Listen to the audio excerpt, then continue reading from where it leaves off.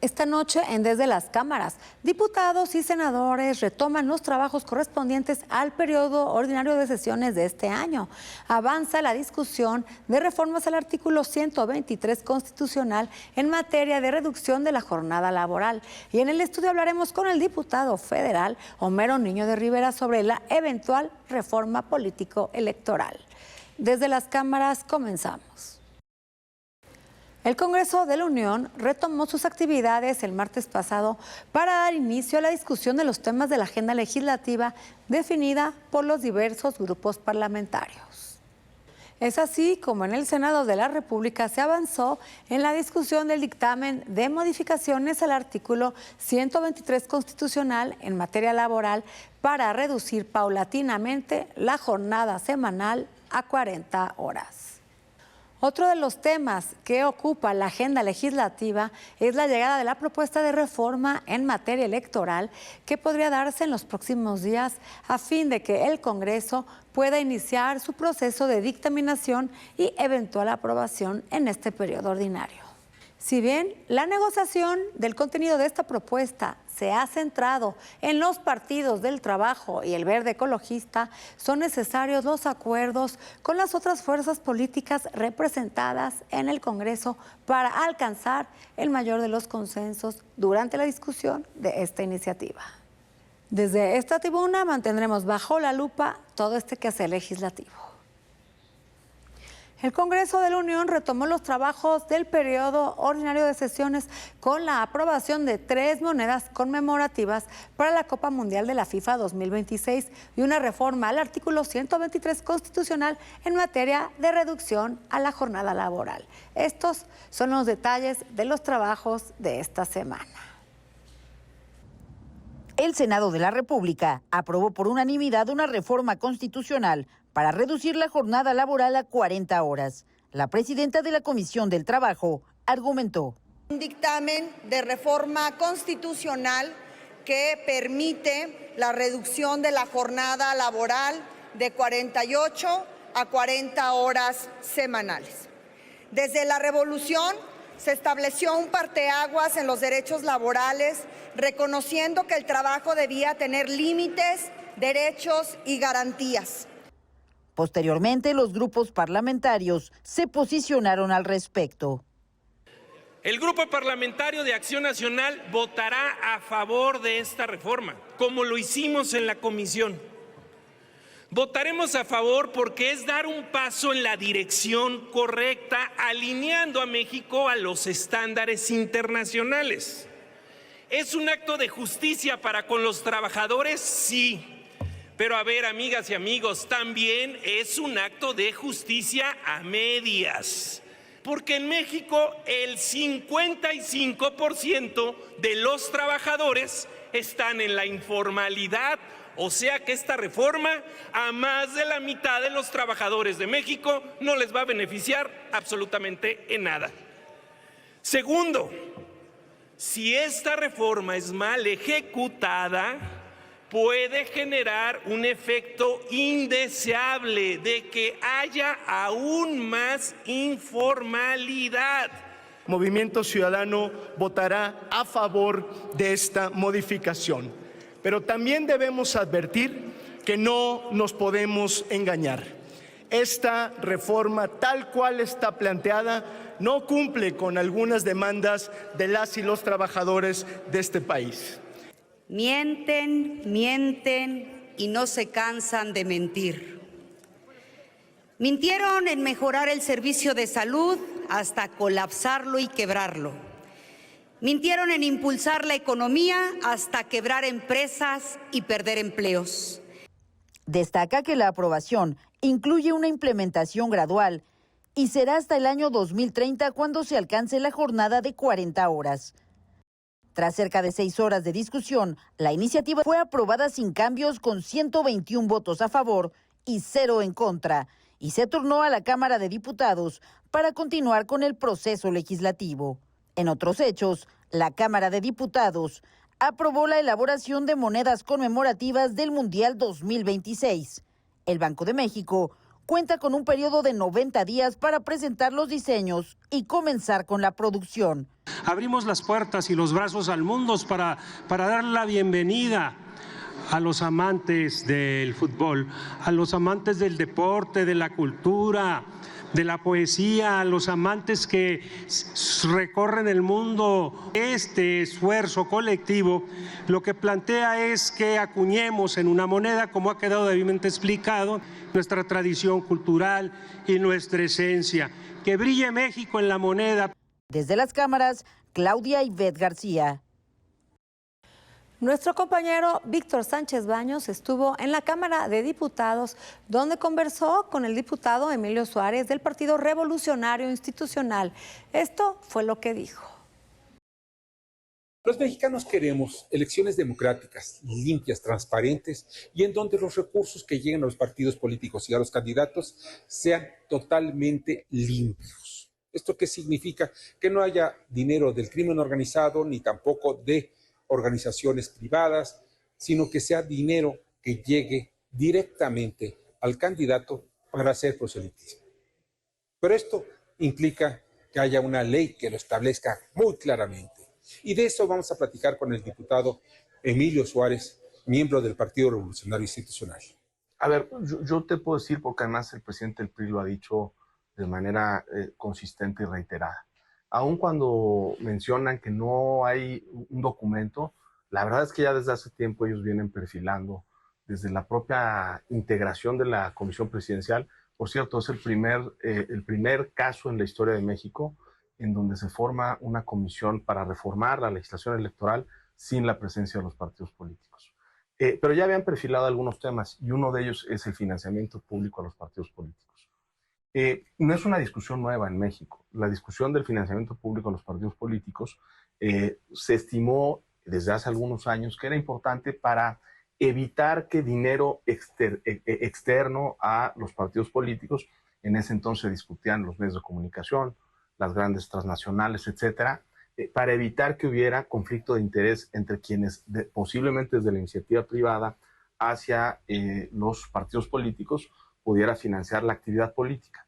Pero hoy no está en juego eso. Hoy lo que está en juego es el que el crimen organizado ponga el dinero para las campañas electorales. Déjame darte algunos datos que nos empiezan a acercar a cuál es la realidad del país. En el 2024, en el Consejo General del Instituto Nacional Electoral, hubo 38, se dieron cuenta de 38 asesinatos a candidatos de todos los partidos políticos, y estos asesinatos por el móvil, por la violencia, pues tenían implicado la participación del crimen organizado. ¿Qué hay detrás de esos asesinatos? Detrás de esos asesinatos es la voluntad, el interés del crimen organizado de meterse a las estructuras de poder y decidir ellos en lo que deberían decidir los políticos y se debería decidir en la esfera pública.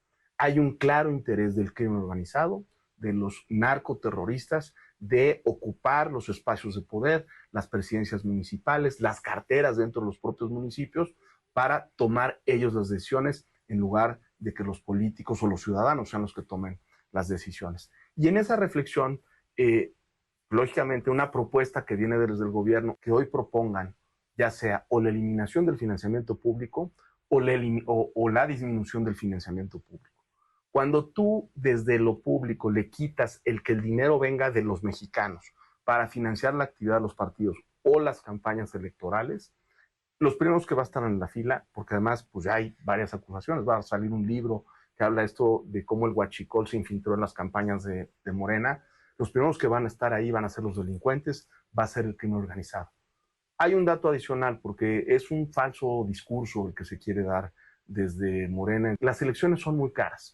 Si uno lo revisa en cifras frías, para cualquier mexicano podría parecer caro los procesos electorales y lo que se le da, el dinero que se le da a los partidos políticos. Te doy dos cifras. La elección del 2024 le costó a los mexicanos 8,000 millones de pesos. Para el dinero que gasta el gobierno a nombre de los mexicanos, eso representa el 0.08% de lo que nos gastamos. 0.08. El dinero que se le da a los partidos políticos son alrededor de 7,000 millones de pesos. Es el 0.07 de lo que se gasta en el país. si uno lo dimensiona en función de lo que cuesta la democracia, parece que la democracia no sería cara, con los riesgos de lo que hoy pues se ha visto de la posible penetración del crimen organizado a las campañas. Entonces, debemos estar preocupados los mexicanos. El financiamiento público es algo que se tiene que mantener para evitar que quienes toman las decisiones sean los delincuentes, que quienes toman las decisiones sean los narcotraficantes, los narcoterroristas. No hay espacio de mayor fiscalización que el de los partidos políticos. La manera en la que ha ido evolucionado el cómo se gastan el dinero los partidos, el cómo se gasta el dinero en las campañas ha sido brutal. O sea, yo te puedo decir que ni siquiera en el sector público, ni siquiera, no en el gobierno, no en las cámaras del Congreso, tienen un rigor tan estricto como el dinero que se gasta hacia los partidos políticos. Y yo te diría, al final, es importante para la democracia que los partidos subsistan, que no quieran ahorcar a los partidos y dejarlos sin recursos, porque como tú lo dices, lo que está en juego es que las minorías tengan derecho de voz. Ya lo discutimos nosotros en la sobrerepresentación legislativa. Hay esquemas en el sistema electoral mexicano, que es un esquema mixto, en donde 300 diputados los elige el ciudadano de manera directa y 200 diputados se eligen de manera indirecta.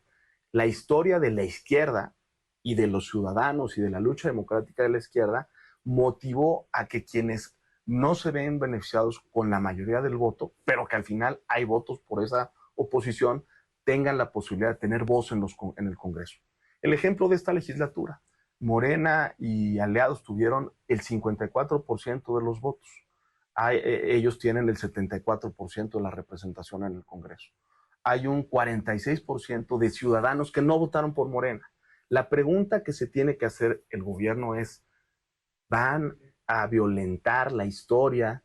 ¿Van a traicionar la historia y el legado de la izquierda para que las minorías tengan derecho de voz y participación en el Congreso? Eso es lo que está en juego. Eso es lo que está en juego con los plurinominales. Definitivamente es obvio que los mexicanos queremos elecciones transparentes, libres y democráticas. Y en ello influyen los recursos que reciben los partidos políticos y cada uno de los candidatos. Por eso es fundamental que haya transparencia, que se vigile el uso estricto de esos recursos, por una parte, pero también que tengan dinero del gobierno, de nuestros impuestos, esos candidatos para que hagan política. Y no dejemos que lleguen ni los criminales por una parte, ni el gobierno por la otra, tratando de cambiar la opinión del electorado. Eso es fundamental. Uno de los temas que se ha mencionado en la eventual reforma político-electoral es la disminución de las prerrogativas a los partidos políticos.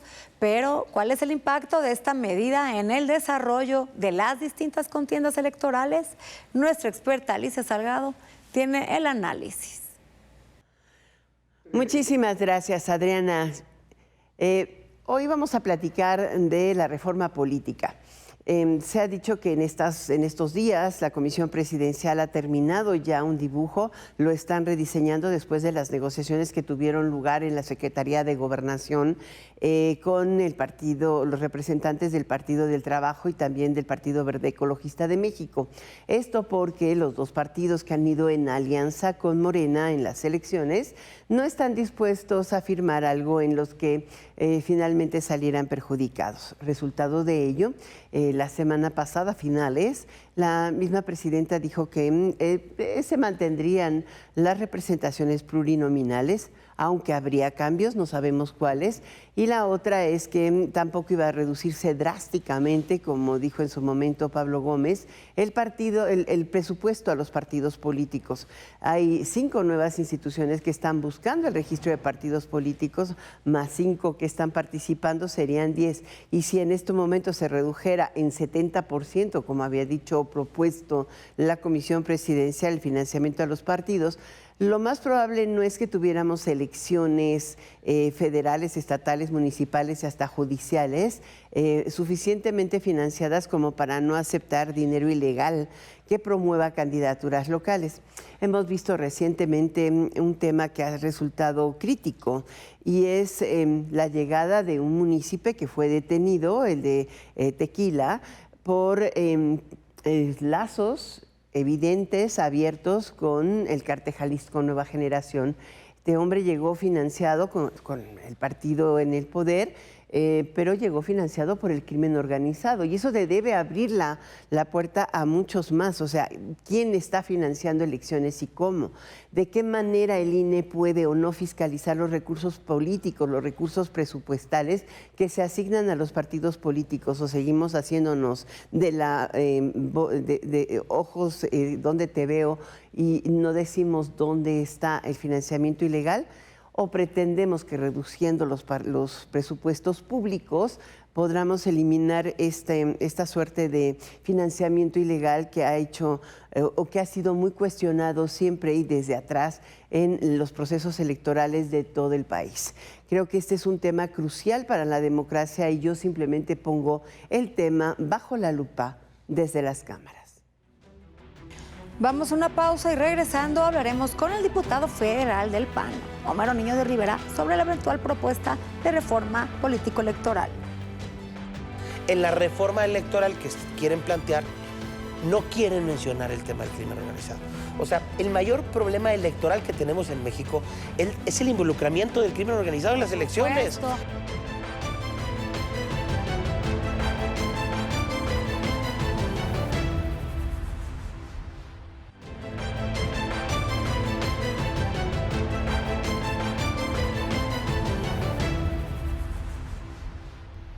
Maestro en Administración Pública por Nuevo León, diputado. Homero Niño de Rivera es nuestro invitado. Del Partido Acción Nacional nos dará su opinión sobre la propuesta de reforma en materia electoral y qué posición adoptará su grupo parlamentario ahora que comienza el nuevo periodo ordinario. Gracias por continuar con nosotros y ya nos acompaña aquí en el estudio el diputado federal de Acción Nacional por el estado de Nuevo León, Homero Niño de Rivera. ¿Qué tal? ¿Cómo estás? Gracias. Buenas noches, Homero. Muy contento de estar aquí, Adriana. Qué Gracias. gusto tenerte aquí después Igual, de tantos años. Mío, ya lo sé, pero estoy muy contento y a la orden siempre. Homero, como diputado federal de Acción Nacional, que son una oposición real para este país, cuéntanos de este periodo que acaba de iniciar. Se está esperando una reforma electoral. Platícanos cuál va a ser la posición de tu partido, qué se sabe, cómo viene. Déjame, hago una introducción, si me permites, Claro. Amplia y terminar con la reforma. Vamos a la mitad del camino, a la mitad de la legislatura, llevamos año y medio. Hemos intentado. Somos la segunda fuerza política del país, pero por supuesto no nos alcanzan los votos en el Parlamento. Claro. Hemos intentado defender a este país año y medio. Hemos dado la batalla, ahí hemos estado. Y Morena y este gobierno han consistentemente destruido las instituciones democráticas que nos habíamos dado los mexicanos en muchos años. La reforma electoral es el último clavo. Y yo sostengo que nos estamos desviando en la discusión de los pluris y que quizás ahí no pase nada o no pase gran cosa, pero lo que les interesa realmente es controlar al árbitro electoral. Y además lo dicen, porque les traiciona el subconsciente y lo dicen. Pablo Gómez, el encargado de esta reforma, ha dicho que no le gusta la autonomía y la independencia del Instituto Como no les gusta la autonomía de nada. De nada.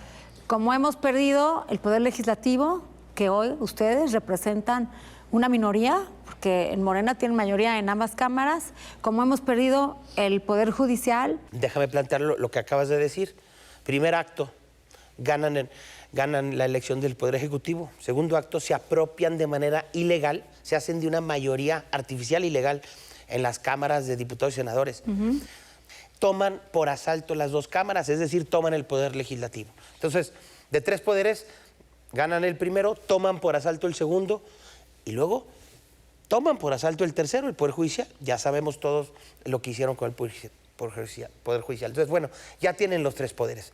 Siguiente acto. ¿Qué sigue? Siguiente acto, eliminaron todos los controles jurídicos, constitucionales, que nos habíamos dado para equilibrar el poder. Son controles que existen en todas las democracias del mundo. controles en materia de transparencia, controles en materia de competencia económica, controles en materia, obviamente, pues el INE es un árbitro independiente, etc. Entonces, como cuarto acto, después de tomar los 3 poderes, es elimino todo lo que me quite poder, elimino todos estas instituciones que me podrían generar equilibrios del poder. Y como quinto y último acto, insisto, como el último clavo al ataúd de la democracia, es ahora voy a tomar control del árbitro electoral. Y eso pues obviamente es peligrosísimo. Por supuesto. Pero lo dicen otra vez, sin ninguna vergüenza, sin ningún recato, dicen vamos por el árbitro, no nos gusta. Insisto, dijo Porque Pablo no les Gómez. gusta nada que huela a oposición y nada que huela a autonomía, Homero. Yo sí creo que estamos hablando de un régimen, sin duda, muy autoritario, que tiene ideas del autoritarismo mexicano de los 70s. Eso es sin duda. Pero además ellos lo dicen, es decir, ellos dicen, este país se acabó, se destruyó a partir de los 80s y empiezan a hablar de los neoliberales y de la tecnocracia, etcétera, este discurso viejo ya incluso. Y cuando ellos ponen esa línea están diciendo que antes sí les gustaba. Porque todos sabemos que López Obrador era un gran admirador, por ejemplo, de Luis Echeverría y de sus políticas.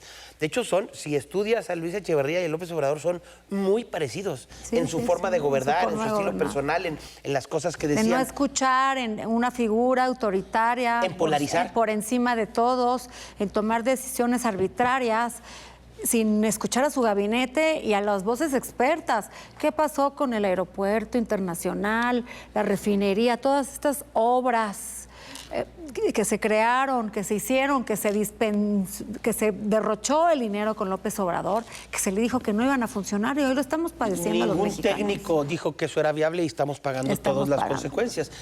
Y hay otra cosa de la que no hemos hablado, que yo creo que está súper comprobado, que hay un pacto criminal de Morena con el crimen organizado. Está por todo el país comprobado, con muchas pruebas. Por supuesto. Lleno de testimonios. Pero de lo ellos que se sucede. molestan cuando alguien más dicen que somos un narcopaís. Yo todos los días en la Cámara de Diputados les digo que son narcopolíticos. ¿Por qué esos son? Porque no solo está lleno de ejemplos de la relación de Morena con el crimen organizado, sino que si los defienden. Te voy a poner un ejemplo de la defensa a esta relación con el crimen organizado de Morena. En la reforma electoral que quieren plantear, no quieren mencionar el tema del crimen organizado. O sea, el mayor problema electoral que tenemos en México es el involucramiento del crimen organizado en las elecciones. Lo sufrimos en todo el país, pues lo acabamos de ver con el ejemplo del alcalde. Se propuso una iniciativa que si se descubría que algún candidato era financiado por el crimen organizado, se perdía el registro del partido. Nosotros lo estamos proponiendo. Morena plantea que quiere hacer una reforma para quitarle autonomía al INE, para quitar plurinominales y bajar el costo de las elecciones. Nosotros dijimos, vamos a discutirlo, pero agrégale lo del crimen organizado. Claro. Y nos dijeron que no. O sea, para Morena... O sea, ni siquiera les dieron la oportunidad de agregarlo. Por supuesto que no. Para Morena, el tema del crimen organizado involucrado en las campañas y en las elecciones, para después involucrarse en el gobierno, no es tema a tratar en la reforma electoral. Pues muy triste, Homero. Y ustedes evidentemente van a votar en contra, van a dar la batalla, van a ir frente a organismos internacionales, porque en la Cámara, pues desafortunadamente con ustedes o sin ustedes, esto se va a discutir y se va a aprobar.